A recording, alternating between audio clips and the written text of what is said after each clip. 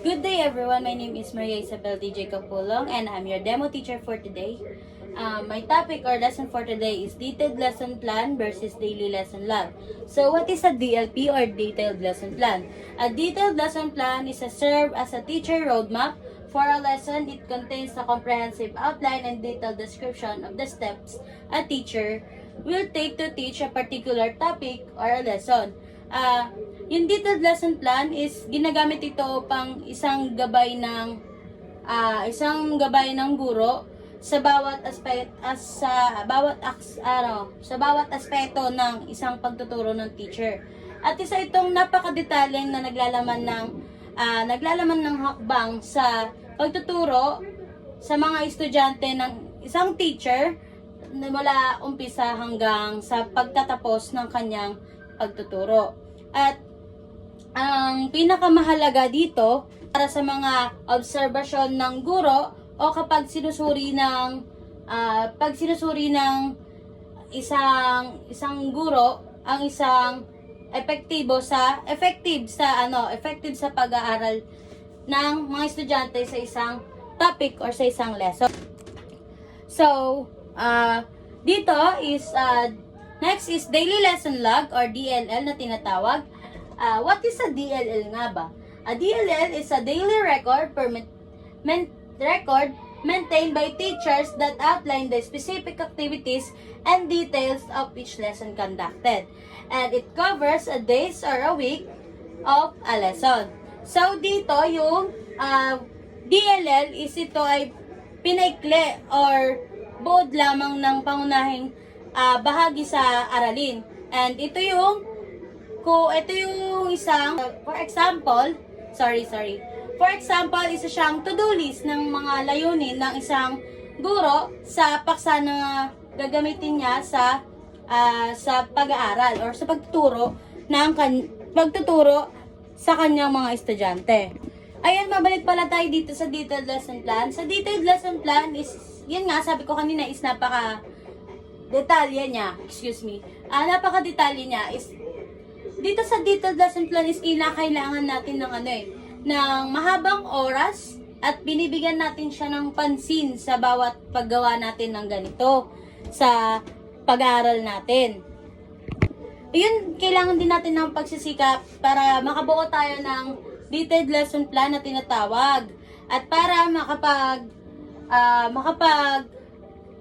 alam natin yung bawat step na itong detailed lesson plan is makakabuo na tayo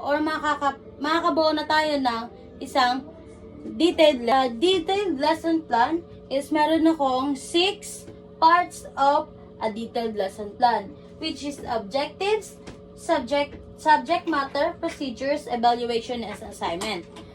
And sa parts of daily lesson log is meron akong 6 parts na ng daily lesson log, which is objectives and content, learning resources, procedure, remarks, and reflection.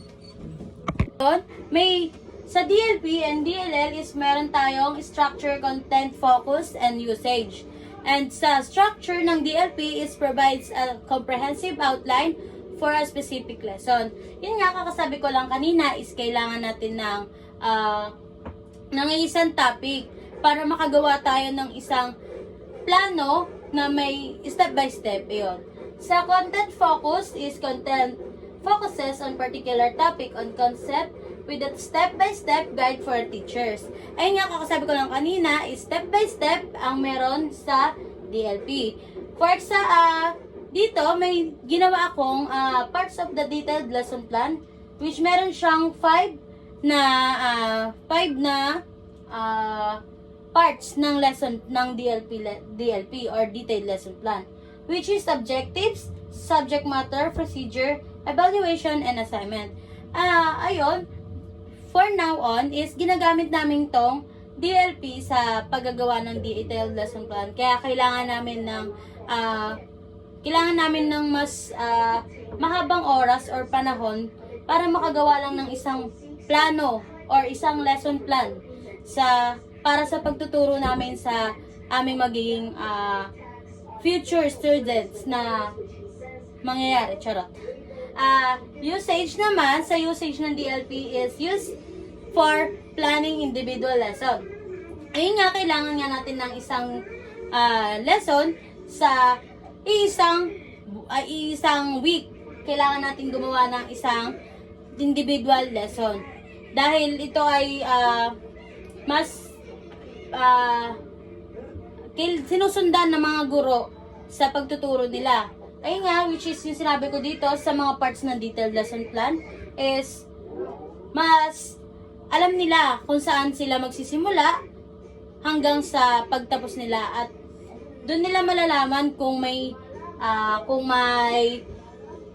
na-exit ba silang may na-exit ba silang parts or step doon sa guide nila sa DLP or detailed lesson plan.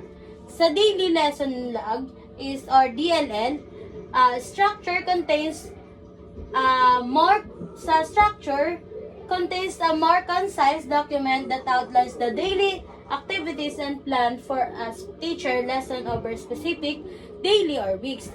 Yun nga, kanina sa PPT na pinakita ko, is meron din ganito, is ayun nga, sabi dito, it contains a more concise.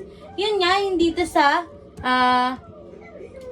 example ko, concise na iba-ibang topic na binibigay ng isang teacher para makagawa ng isang daily lesson sa pang-araw-araw. And ayun, sa content focuses on the overall flow of lesson within a specific time frame. Yun nga, nakapokus lang siya sa pangkalahatan na topic. Yun nga yung example ko kanina is ayun na yung pamamaraan ng isang teacher na gagawa ng DLL. And sa usage, primarily used for daily planning and tracking progress across multiple lessons. Sa video ito is primarily used for daily planning and tracking progress across multiple lessons.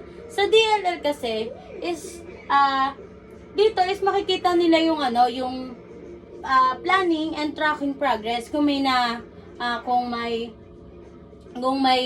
progress ba sa kanilang sa kanilang pagtuturo, or may kulang pa, or may kung maayos ba yung kanilang pagtuturo sa bawat estudyante.